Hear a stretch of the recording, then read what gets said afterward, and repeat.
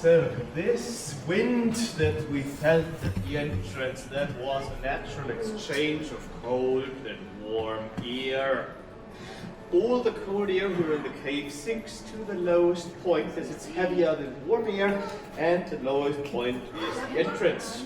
So when we open the door, all the cold air is being pushed outside.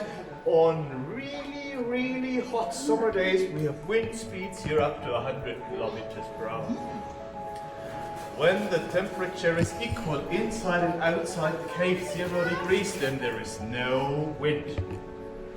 In the winter time, it's outside much colder than in here. We have the door open then, so the cave is in its natural state, and the cold winter air can come into the cave.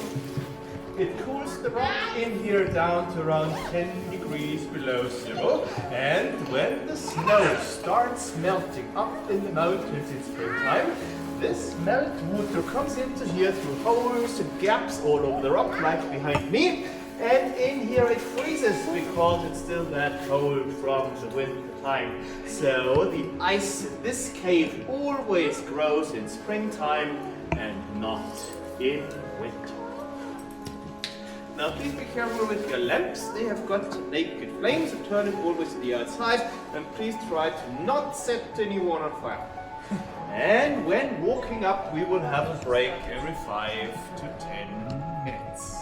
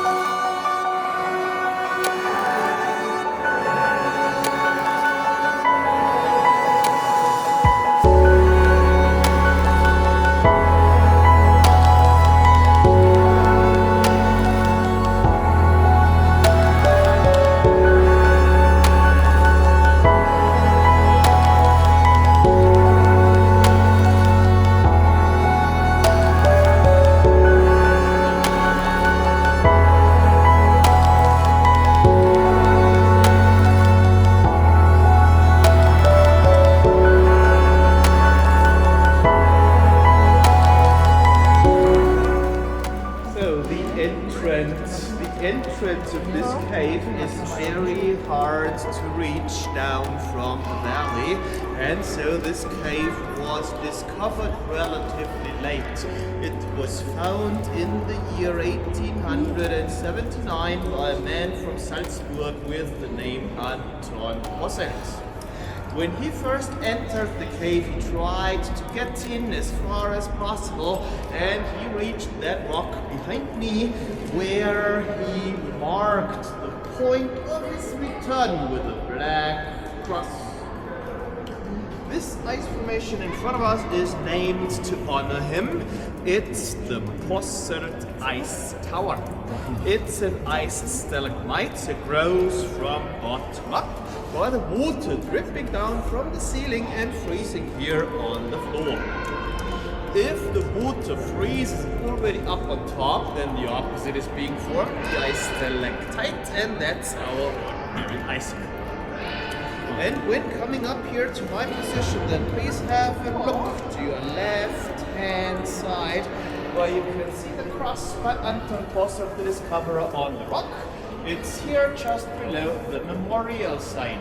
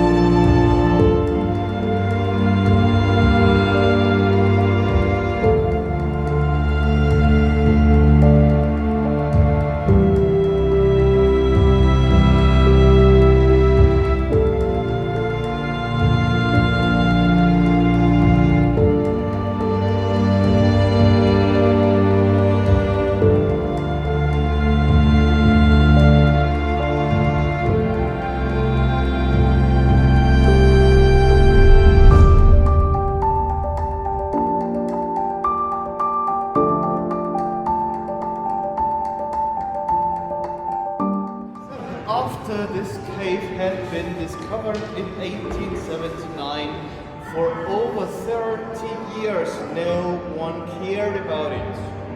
The exploration went on in the year 1913, and the leader of this expedition was a cave explorer from Vienna. It was Alexander von Berg, and he was accompanied by two mountaineers from our area here. And like us now, the three of them stood in front of these huge masses of ice, which we call today the Great Ice Wall. So up to the top, the ice here is 25 meters thick, and that's the thickest part of ice here in the cave. So the only way further into the cave was up this great ice wall, and the three men with their simple equipment and in the sheer darkness they had to cut more than 140 steps out of the pure ice to reach the peak of this great ice wall. And today we have to get up there as well, so coming up is our steepest stairway. The inclination of this stairway is 45 degrees. The great ice wall itself is up to 70 degrees steep, so please be careful while climbing up.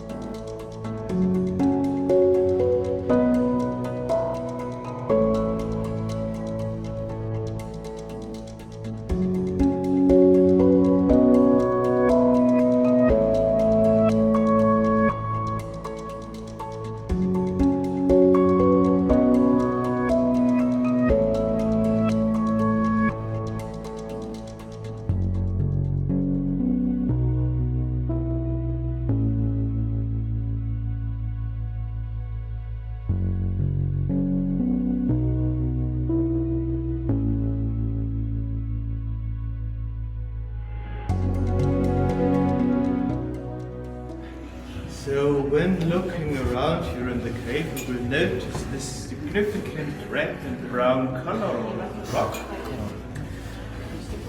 This is iron which is contained in the limestone, and due to the high humidity here, this iron starts reacting at the surface, it oxidates, and finally it turns into rust. What you also will notice is the magnificent sparkling and shiny glittering on the walls. These are the frost crystals. It is simply the moisture that froze on the cold rocks.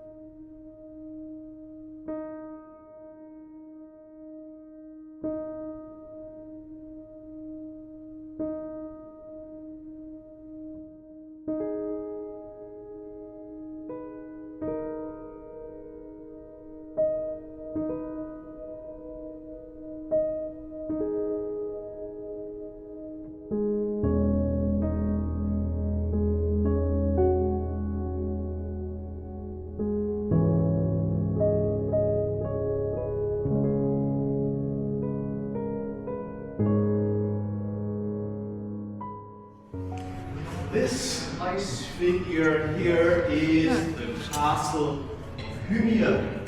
And that name Hymir is taken from Europe's ancient Nordic mythology of the Edda of Scandinavia, where it's also always cold and dark in winter time.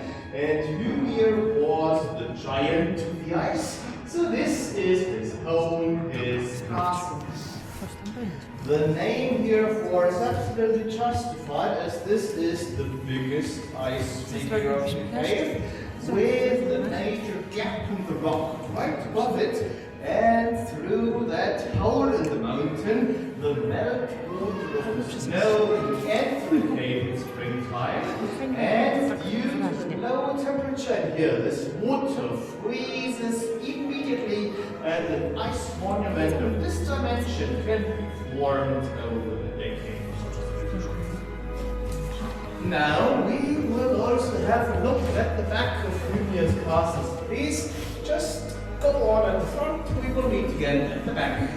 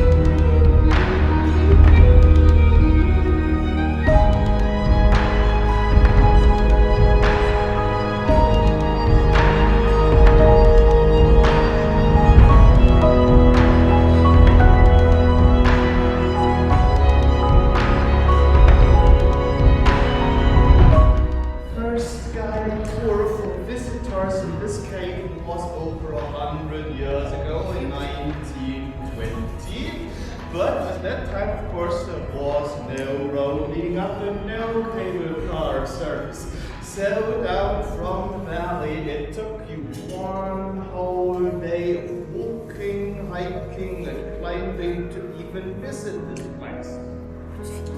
And there wasn't even as much ice in here as there is today.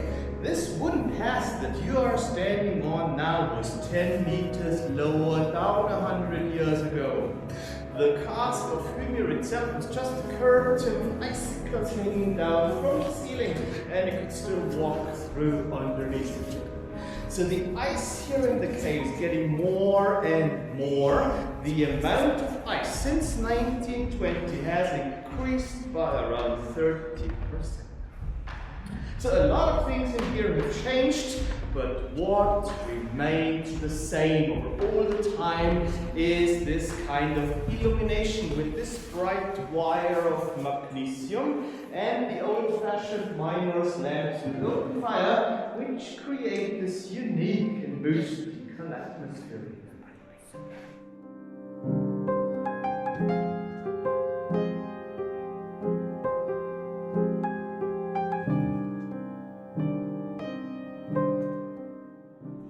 We will continue our little hike into the cave. Please walk up the right stairway at the front.